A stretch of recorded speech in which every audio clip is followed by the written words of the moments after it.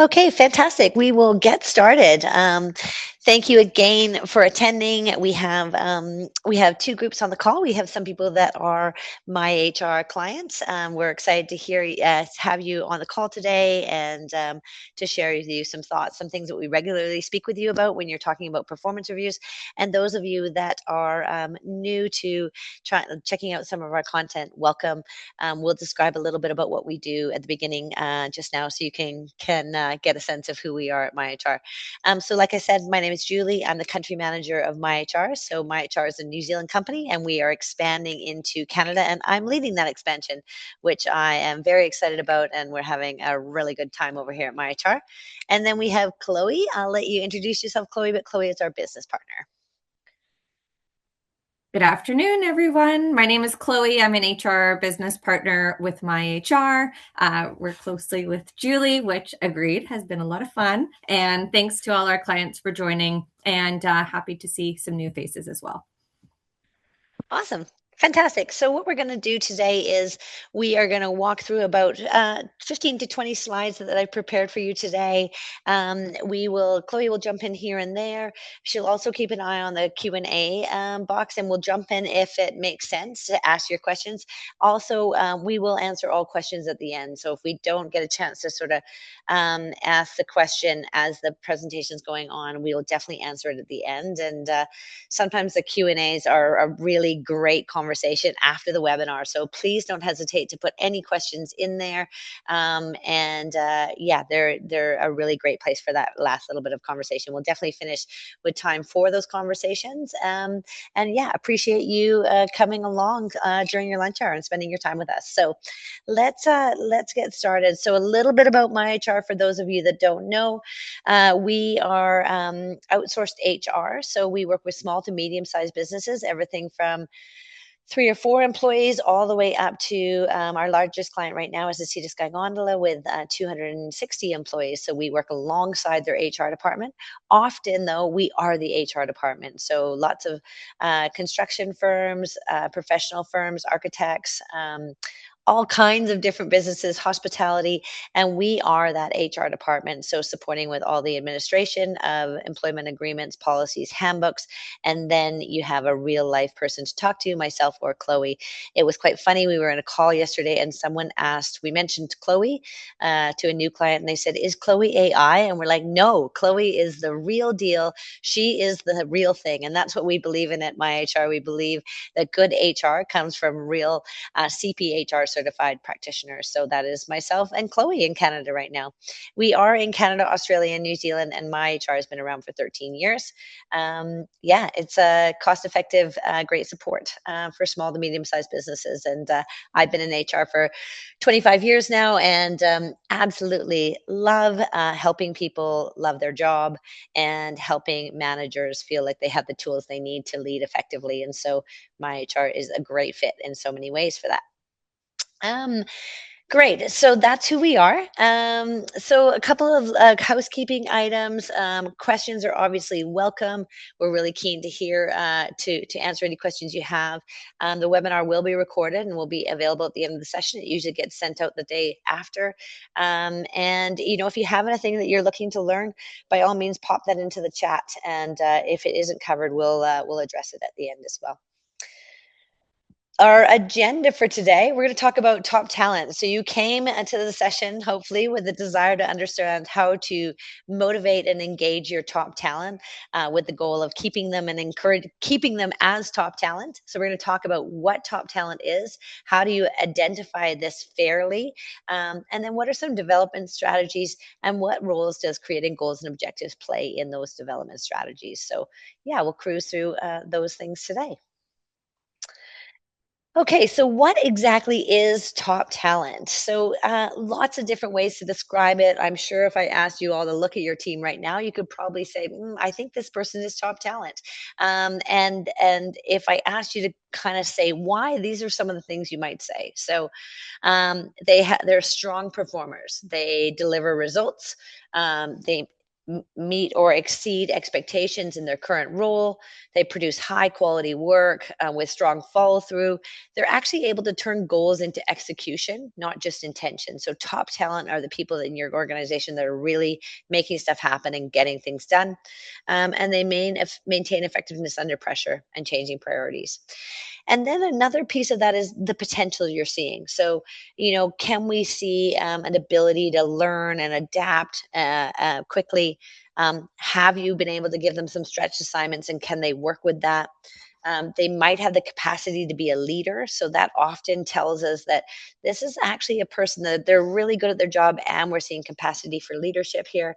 And they almost always have a great attitude. It's really hard to not have, to be considered top talent if you don't have a great attitude. And we also think about your top talent as being critical to your key business success. So these are the people that you say, oh man, I'd be in a lot of trouble if so and so left tomorrow. Like, oh man, it would really, what keeps me up at night is the potential of this person moving on. So they're critical to the success of your business. They hold capabilities and knowledge, and they create disproportionate value because their work affects other teams and cores there. And then what I want to show you, uh, wait, it's down some further slides, but I'll come back to you. So why this matters, just jumping around on my slides, but decided not to.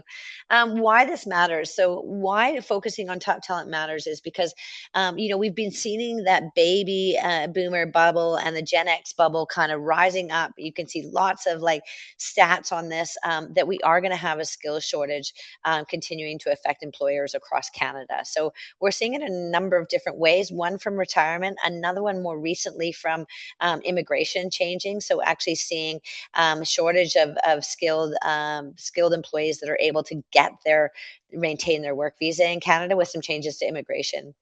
It matters as well because hiring externally is costly and time consuming. So it might be tempting sometimes to go, oh, there's someone shinier out there for that next management role. And the person I have in house, I know that they've got some of the skills I'm looking for, maybe not all of them.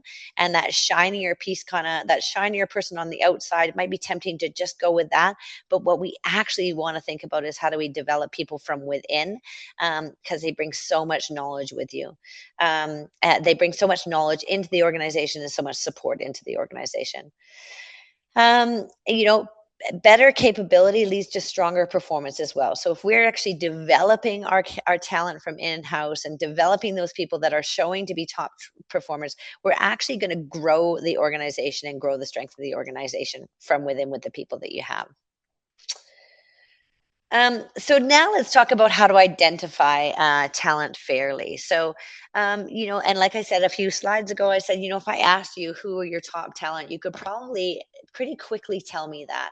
And one of the things we want to be kind of aware of is the idea that we often choose our top talent as people that are most like us. So I'm really outgoing. I have a lot to say, and I might have a tendency to look past that person that was actually a little bit quiet or a little bit more reserved, um, and they might actually be my top talent. So one way I like to think about develop to identifying your top talent is using a matrix like this. So I would encourage you, if you have a piece of paper in front of you, to actually just draw this out on a piece of paper. So on the y-axis, which I just learned to know which is the y and the x. Someone said y to the sky, super helpful. I was always confused about that. Now I know. So on the y-axis, we've got will, and you can replace that with attitudes as well. So I've seen either slide there, attitude or will. So like, where are they at on the attitude scale? So do they have a poor attitude or a great attitude, or do they have low will to perform or high will to perform on the y-axis? And then across the x-axis, we're looking at the actual skill. So are they low on the skill category in their current role, or are they high on the skill category in their current role? And then you can see what we've got there in terms of different areas there in that top right hand quadrant. That would be your top top talent, right? So those are the people that have high skill and high will. Your low performers in the bottom right hand corner, that can actually just be a product of being new to the role. So it doesn't always have to be particularly the skill, the attitude. Will is a little bit of a concern, but that can be about being new to the role. But that high performer piece right in the top corner is where we really want to focus. And interestingly enough, there's a lots of research out there that if you don't focus on keeping that top talent motivated and engaged, what you see is they will often fall from being high performers into grumpy experts. So they've got all the skills. They don't often lose their skill, but they sometimes lose the will, right? So it's unlikely that people forget how to do the job, but they lose the will. And one of the reasons they lose the will is kind of this sentiment, it doesn't really matter. No one's noticing. There's nowhere for me to go. There's no career progression. So that's a very common, kind of slide that we see down the graph there, is that from high performer to grumpy experts. So what we're going to give you today are some skills to make sure, some pieces and some food for thought to make sure that we're not seeing people sort of slide down that path. Chloe, do you have anything to add there as I just throw you into the deep end? No, not necessarily. It sounds like you covered it. Okay, great. Awesome. So let's now think about that. So that high performer is definitely one way, that skill and will matrix. And like I say, if you had a piece of paper, just put your people where you think they are and simply measure them on the intersection between how motivated and engaged and what kind of attitude they have in their job and the skill that they're delivering. And those top right hand corner are your high performers. We can help with all four quadrants, but today we're talking about the high performers. Awesome. So and then thinking about, this is kind of expanding the topic. So using that graph to kind of get a sense of it, and then kind of defining, like digging in more deeply and saying, are these people really my top talent? So one of those things might be is, using clear objective selection criteria. So what does excellence look like in the role that you're looking for your top talent in, right? So if you have a project manager, let's say, what does excellence in project management look like, right? What does the top of that look like? What does excellence in being a site supervisor look like? And with the development of AI, it can be a really helpful way to put words to kind of what you're thinking. So you can take some ideas, you can take your job description even and say like, hey, here's what I have. Help me develop some competencies, some specific competencies that describe what top talent looks like in this world. We used to write all of those with our brains. ChatGPT can be very helpful for doing that, as long as you're keeping it nice and tight and not getting a lot of fluff in there, and making sure that what comes out of that, what criteria comes out of that, you can actually see and you can actually measure against. So that's a thought there. We like to think about paying attention over time. So it's easy to bring someone in right away, and within the first 2 months, you're like, they're our top talent, right? But you really want to pay attention over time and be tuning in and watching for areas of excellence and watching for things you're really seeing. Because, like I say, sometimes there can be the quiet, modest sort of performer that are actually your top talent. So paying attention over time. And I've kind of alluded this to a little bit with the idea of bias, right? So, making sure that you're not being biased about who does get the opportunity and who does get the focus and development. So anyone that's kind of, showing that's really key to your organization in a role that you need, they've got a good attitude and they're performing, regardless of whether they're really outgoing or someone that matches your personal style, making sure that we're kind of being fair in that development process. And then, at that, if you are making decisions around promotions or successions and stuff, keeping notes, keeping an idea on, like, measuring people against a scale to make sure you're being objective and to identify your top talent. And we'll talk a little bit about that with goals and objectives, and potentially the use of a career framework for that kind of idea, which both of those things help really measure and test whether your top talent is there, and helps you grow that top talent piece. Awesome. Fantastic. One thing I really want to think about is I want to just do a little intersection here. As I was developing the content yesterday, or a couple of days ago, I was really thinking about the importance of career development and what these different generations, our new generations, are looking for in terms of a career path and that development piece. Back in the day, people used to stick at a job for a really long time, and they didn't have huge expectations around what the job could give them or how they could develop through the role. And we're seeing a real shift in that with the up and coming workforce, or the younger than myself workforce, in what they're expecting in terms of career development and progression, and how fast they want to see that. We hear that all the time. People saying like they just got here, they've been here a year, and they want to know when they're moving into the next role. And I think, those are fair questions to ask. And it doesn't mean you move people into the next role before they're ready, but it does mean that you have an idea of where are people going, what are the development activities that help them get there, and how can you support them in closing that gap. So it's almost like what people are asking for is more transparency around their own growth, right? Yeah, I think that's a really interesting kind of shift, right? So, and if you kind of take a look at this next slide here, I just pulled this out a little bit here. So, our Gen Z is between the ages of 40 and 29. So there's a number of our employees in the workforce are Generation Z.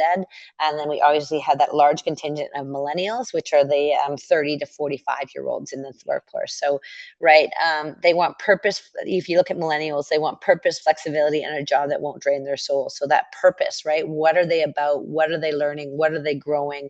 And how can I have that sort of flexibility along with career growth, which is sort of a bit of a shift from our Gen X or our boomers even. It's like career growth at all cost, right? I will work 60 hours a week if I need to. We're not seeing that now. We're seeing I want to grow my career as well as have work-life balance. And then, looking at the Gen Z there, right? So they've been raised online. They're technically, they're very savvy, but there is some anxiousness that comes with this generation that you're probably seeing. There's lots of writing and research about that. They are very honest about how their job is meeting their needs or not, and asking very blunt questions. All generalizations, of course, but actually having an idea on how you're going to develop your top talent with the millennials and Gen Z in mind is really important.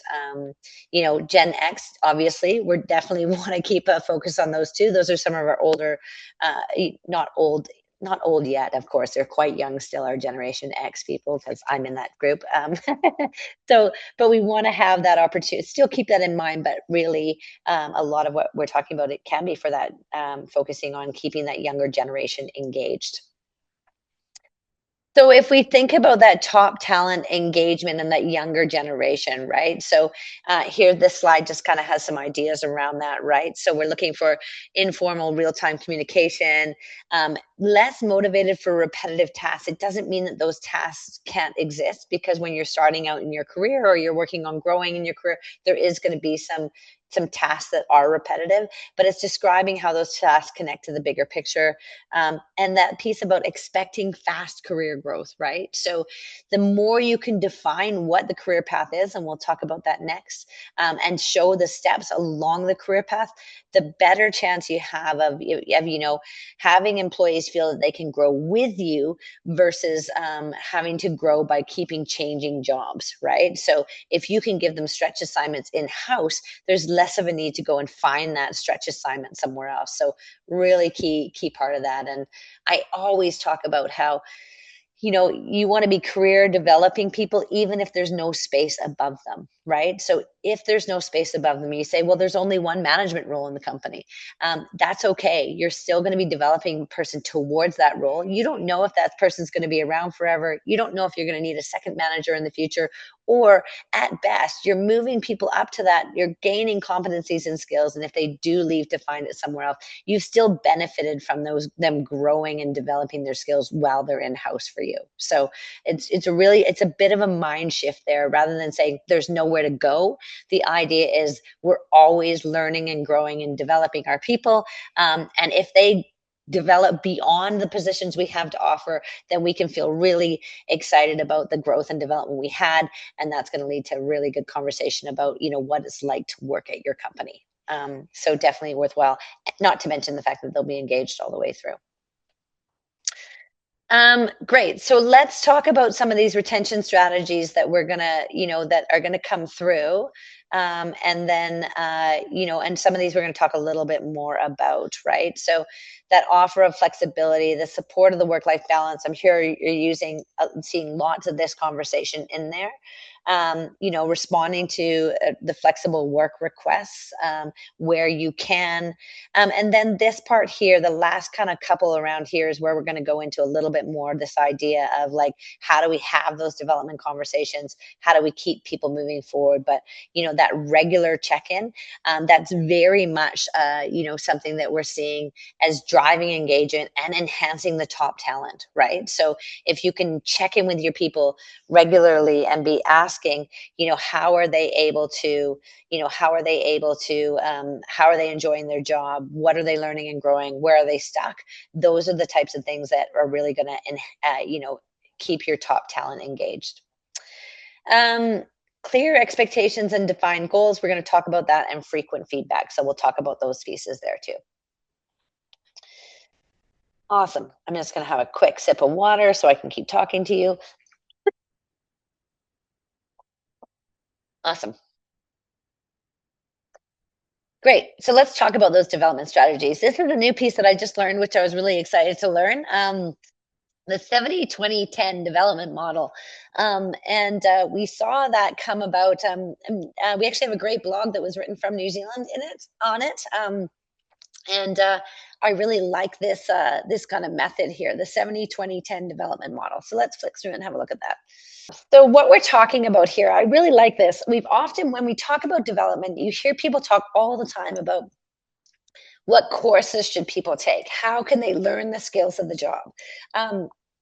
This model really talks about learning the skills of the job, like in the job, on the job. I worked for a district once, and we had this really great, it was actually the District of Squamish, and we had this really great piece that when your director went away, you got to be the acting director, which was amazing. Like, it was such a really great experience. You got paid a tiny bit more, and you got to be the acting director. And so what happened when you went from being a manager to the acting director is you just got to see the role above you. It was really exciting, really engaging. It felt like you'd had, like, someone noticed your opportunity. So that would be very much an example of on the job stretch work. So anything that you can provide, project, acting opportunities, cross-functional exposure. So anything you can provide that actually gives someone exposure to something different. And it can be as simple as, you know what, we need some help with the safety program. Can you work on this portion of it for us, right? Like, do some research. We'd love you to present some learning on this and come back to it. We all have access to lots of information these days. So finding those little stretch projects, but all about, the best way to develop people is with a big chunk of it being done with the work you actually have on offer. Cross-functional exposure as well, inviting people to some meetings they might not normally be at so they can start to see what type of behaviors are important in the organization. And then we have 20% coaching and mentoring. That's that manager support, but it can also be peer learning. So when you have a person that has potentially been there longer than someone else, actually connecting them as in a formal mentorship partnership. And it can be as simple as saying, like, hey, I'd like you guys to work together in a mentoring type relationship. How I see this working is you meeting once a month to just catch up, talk about projects you've worked on and how you're doing, and share some feedback back and forth. It doesn't have to be complicated. All those pieces are really important there, and just matching that up. And same, that can have a really good piece for your people that are top talent. So they're getting the opportunity to mentor some younger people, and those younger people getting the opportunity to work with a mentor is also recognition. The idea of like, oh, that my owner or the boss that I work for actually sees something in me, which can go a really long way. And then finally, that 10% would be that actual formal learning. So is there a course out there? Is there some workshops out there? Are there some webinars? And it doesn't actually have to cost a whole lot, right? So I know that a couple of people we reached out to that are owners in business, I said, hey, we're offering this webinar. And they said, great, we're going to send some of our managers along, right? So we offer webinars every single month, right? It doesn't have to be really complicated learning opportunities, but just where are you learning these pieces doesn't have to be super expensive. So yeah, 70-20-10 development model. Love it. Okay, so creating career pathways. So this could be something that you can get really deep into and really dig into, or you can stand back, think about your business, have a piece of paper in front of you, and have a look at where people start and where they generally go to in your business, right? And then what does it take to get between those two places? So if we're talking about a construction company, we would talk about someone that would be a laborer to begin with. They might become a carpenter next. They might become a senior carpenter next. They might become a foreperson next. They might become an overall supervisor and then a manager. So that's what we would call the career pathway through the organization. There's always a bit of a break at whether someone goes to leading people or not. But that's what we would consider a career pathway through the organization. Obviously, every organization has different career pathways. So architect might be junior architect, mid-level architect, senior architect, that kind of idea. But what you're looking for essentially for creating a career pathway is the progressions and steps, the skills at each level. How does the growth actually link to what are the real roles that are included and what's the real activities that have to be done at that? And then you're going to actually look at like, where is this person at? And if we want to get them to the next level, what do we need to help them learn in order to get them there? And that takes you back to that idea of like, okay, we know what we want them to learn. How are we going to get them the access to that learning piece there? Matching the development to the business needs, assigning stretch opportunities, and we'll talk about this matching to the development needs in just a second. So, and checking in regularly. So often we'll make a big effort to create these plans and we're like, great, you're going to be our next project manager. We really think you've got some good project management skills. Let's, put that as a goal out there. And then we go ahead about doing your regular day and your regular work. And 1 week leads to the next. And we kind of end up in a world of set and forget. So we said, yeah, you're going to develop here. But then the next year comes around and we go, oh yeah, we said you were going to do this next, but we didn't put that plan in place. So it is about and it can be simple, but setting some kind of guidelines around on how that plan is going to work. What I'm showing you here is I don't want to overwhelm you, but I want to give you an idea of what an actual career framework could look like.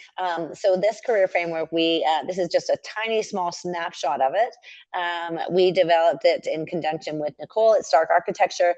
Chloe played a key role in developing this. And what a career framework does, if you have some really professional roles, it attempts to actually describe the behavior you're looking for at one level and describe the behavior you're looking for and the skills you're looking for at the next level, so you can actually talk about how people move from one level to the next, to the next, to the next. So when you have someone that's in a junior role potentially, and we're trying to say this is what it takes to be an intermediate, it's not just about number of years in the role. It's actually about the skills you're looking at here. So what you can see here is we've got, client success is one of the indicators here, right? And we've actually described the 3 things at a junior level that we're expecting to see in terms of client success. So if you have someone in year 0, they might not be competent in any of these yet. They're just learning, they're starting to learn that, but those are the expectations there. If you have someone in year 2, they might be excellent at client success and they've actually got all of these things done, right? They're really good at this stuff. They contribute to presentations, they follow up on assigned client actions, they understand client briefs, like they're really good at this. And then we're talking about like what happens next, right? That kind of thing, identifies ways to add value to the client experience. So we can actually see if that's happening there. And then same here, right? This is a junior kind of role as well. And in the project management and delivery, What are we talking about for a junior in project management? What are we talking about for an intermediate in project management? And then this graph kind of goes on to talk about, a senior, and then into team leader, and then into principal kind of idea through it. So, don't want you to be overwhelmed with this. At MyHR, we can definitely help create career frameworks. And, like I say, using AI can definitely help with this kind of thing. You just want to make sure you're not creating a whole bunch of words. I heard it described as a word salad yesterday, right? Which is kind of what it feels like. There's all these words, but what does it actually say? But it can be helpful for be like, hey, I've got a junior project manager and a senior project manager. Describe for me the steps between, like, what I want 3 levels. Tell me what the competencies should look like. So, and it can even be, like a junior arborist and a senior arborist. What are the steps in between there? So lots of pieces there. It can look lots of different ways, but essentially what we're trying to do is to sort of create that path all the way through. Awesome. I've got about 10 more minutes of sort of talking to do here. Fortunately, my voice has come back around, which is excellent. So let's talk about the role that the actual performance review can play in this developing your top talent, engaging and developing your top talent. We have a tendency to think about the performance review as an annual thing. So every year we sit down, we kind of talk generally about, how your performance has gone in the year. We might talk about some goals that we loosely set back when. We say, yeah, Chloe, you had an amazing year. Your customers loved you. It was really fun working with you. Let's keep on going, right? That would be kind of a bit of an annual check-in, we would call that. If we really want to have a robust performance review conversation, it actually starts the year before. Now, I'm not saying this is what is relevant for every role, because some roles are repetitive. There isn't a ton of room for goals and objectives. So that can be, so this is really talking about those top talent roles where you're looking to really grow and develop them. And what we're going to show you today is sort of a performance review, how you would actually create a performance review that would lead to that career growth piece. So if you were to kind of break this down, what you would do is, you would have a strategy for the organization. So, and it could be a strategy that's as simple as, what, we want to grow our operations. We have operations in Squamish, Whistler, and the city, and we want to grow our operations in the city. So that might be your goal overall, right? And then what is each team accountable for? So what are your different teams accountable, and how are they focusing on that strategy? It might be overall growth. So how are they focusing on that strategy? What is each team accountable for? So, your delivery team might be accountable for customer satisfaction and encouraging referrals, right? Your sales team might be responsible for actually getting more leads and converting those leads. Your operations team might be responsible for making sure everything runs really smoothly and the scheduling happens properly and the people have the tools that they need and the invoicing is happening.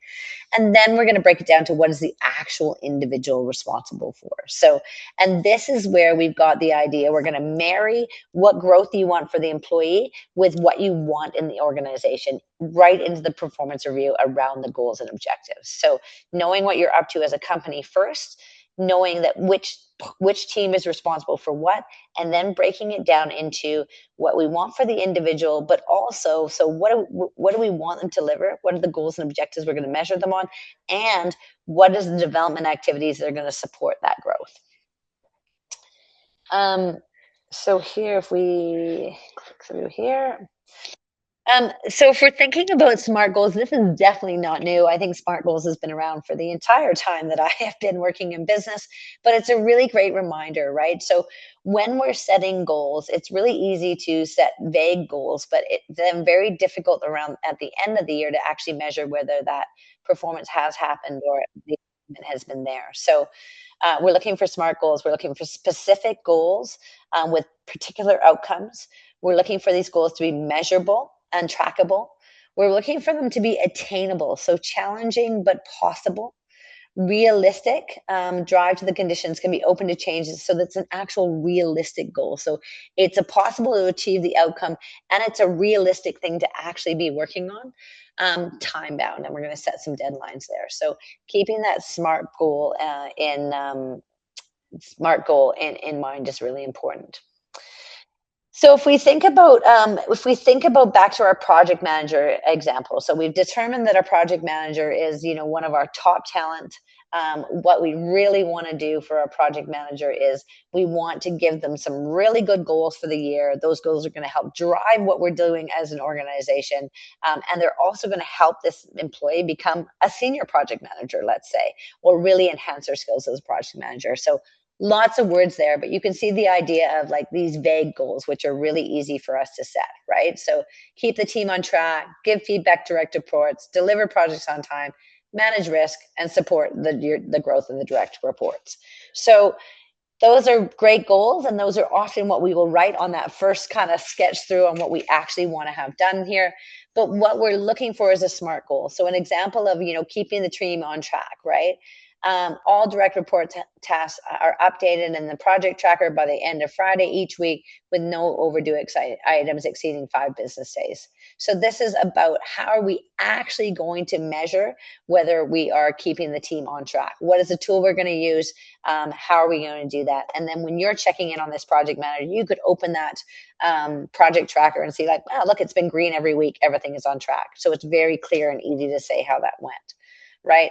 Each direct report receives documented one-on-one meeting at minimum twice per month, with written feedback at least once per quarter. So, and that's where using something like MyHR, where you'd actually have that feedback captured and you could run a feedback report, right? So if you were trying to develop someone into a leadership activity, develop their leadership skills, requesting something like this would be a really great activity to make sure that you're helping them grow as a leader, and you're making sure that the team gets strong leadership. So you can see the crossover there between the development and the actual what you're wanting for the organization.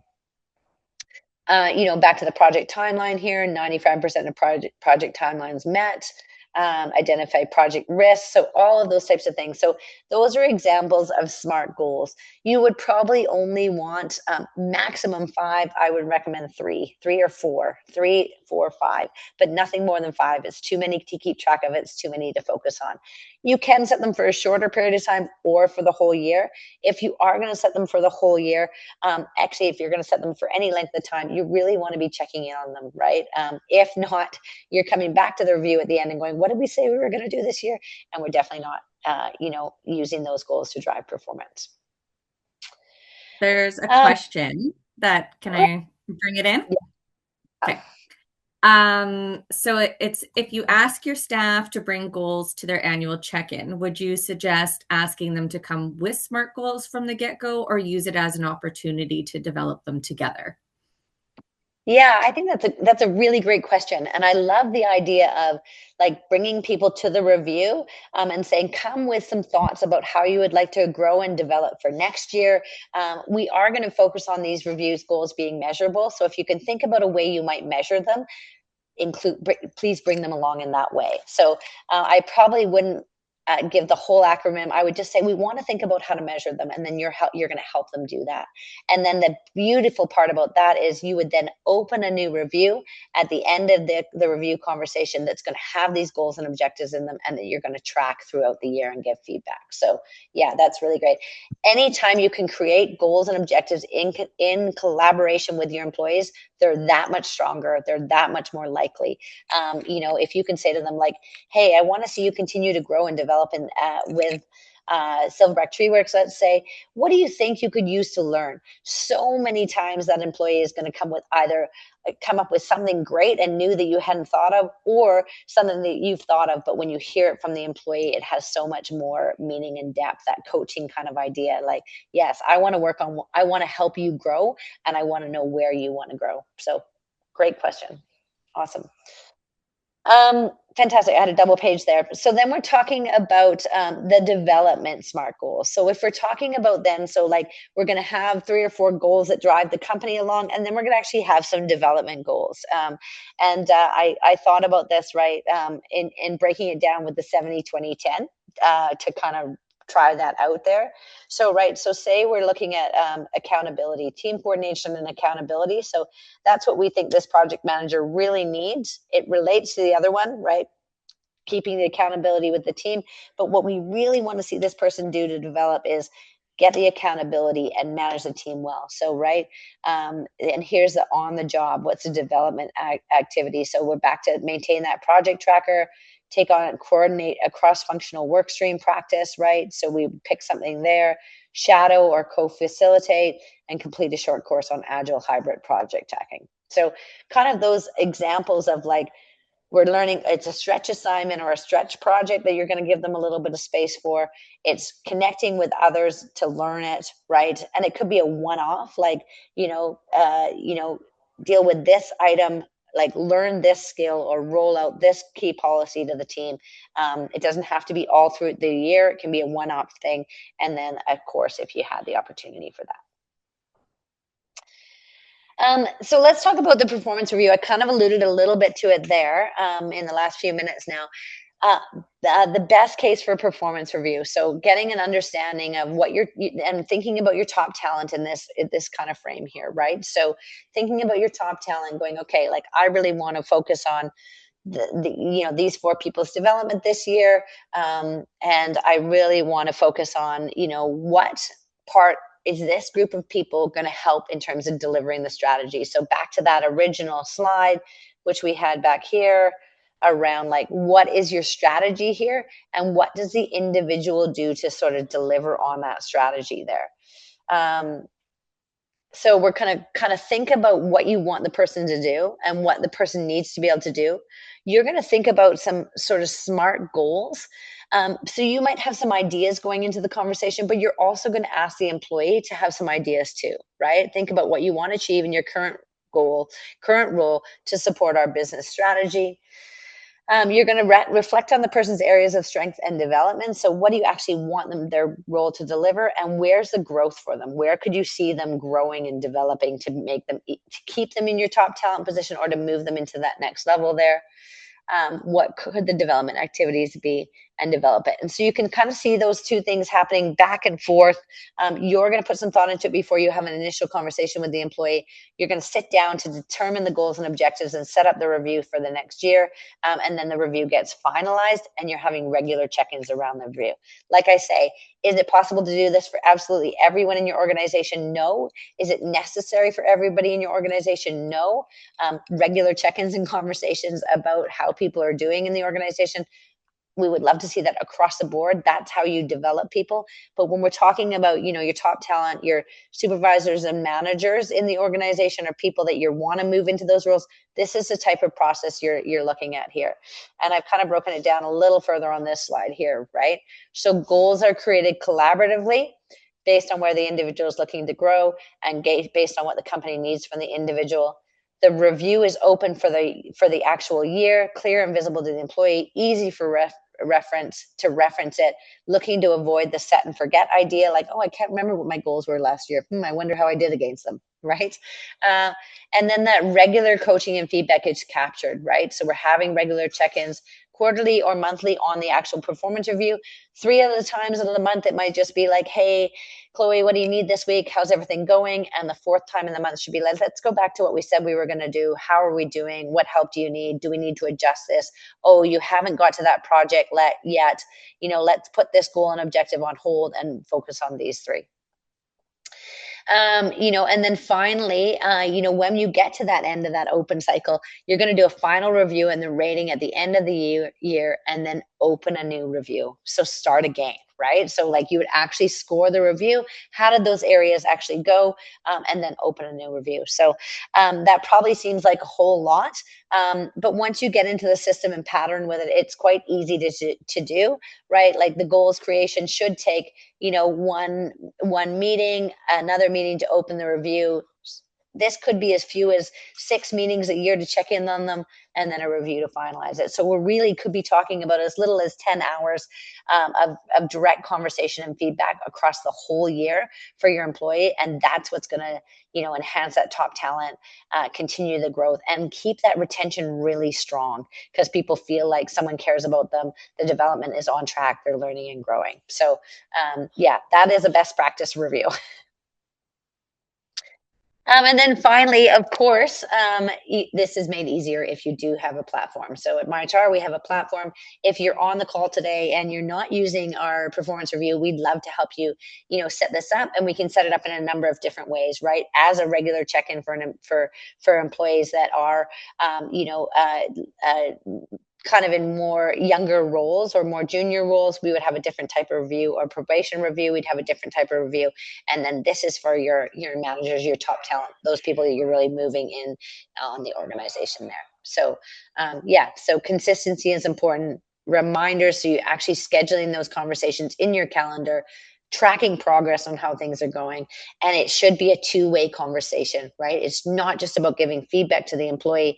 It's about coming alongside them, working on their goals and objectives together. And one of the questions should always be, how can I help? What support do you need from me as your leader?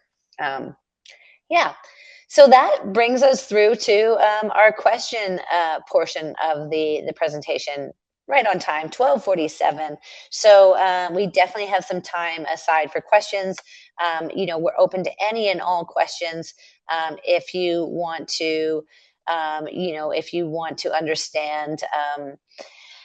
How you might adapt this to a different role, please please bring that idea forward. Whatever thoughts you have there, we'd love to hear them. So and you can just type that in the chat. So we'll give it a minute or two. Not seeing any questions yet, but Chloe, anything that sparked your mind during the presentation, or you've seen with our employees that you think, or the people we're working with, that you think is worth a mention? Yeah, one thing did come to mind that I wanted to mention, and that's just like setting goals is great and talking about development and future, but really the key is, and I see this happen so many times, is goals getting forgotten and not followed up on.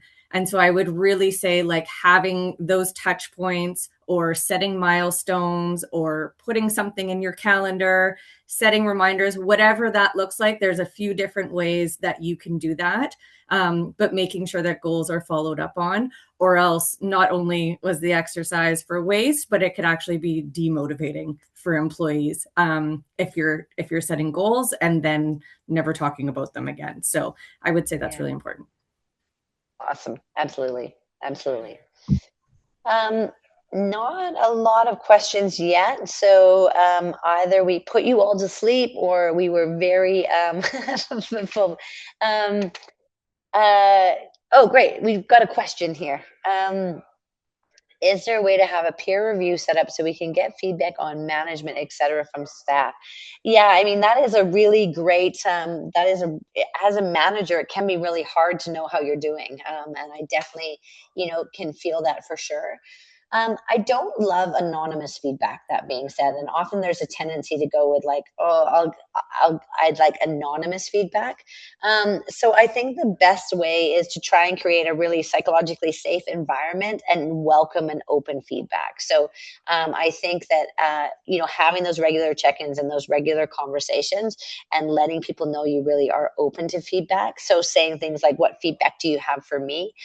Is really important, and modeling. So if you get some from feedback from someone, sharing and saying, "Oh, I've got this feedback and this is what I'm working on." So really creating an environment where feedback is coming from, is something that happens in the organization. Candace, I think that's a great question to ask, and I don't think there is any perfect tool for that. Lots people do embark on a 360 review, and it's definitely something we can support with how to use our model to do that. But I think that really making sure that open dialogue is there, and making sure that you're having that. And thanks for the feedback there, Candace. Yeah. Anyone else have a final question before we close off and let you go back to your lunch plans, and to get back to work for the afternoon? Got another second or so.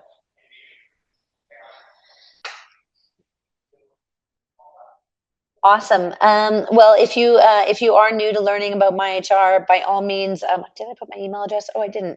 By all means, you can reach out to me, Julie at myhr.works. We're happy to share more information. We will send the package out to you, and you can get in touch with us. If you're a current client, obviously you know how to get in touch with us with our chat bubble, or help at myhr.works. Chloe and I are really passionate about HR, and you know, that opportunity to really develop that top talent really is a gift. And unfortunately, we spend most of our time focused on the people that aren't working, but I encourage you to like turn your lens to the people that are doing an amazing job and consider how you can, and use that little XY graph to you know, to reflect on where your people are at, and what they might need. Next month, I believe we're talking about, next month or the month after, we're going to be talking about managing challenging employees. So we're going to go to the other side of the equation. So keep an eye out for that webinar invites, and we will see you next month. But thank you all for being here today.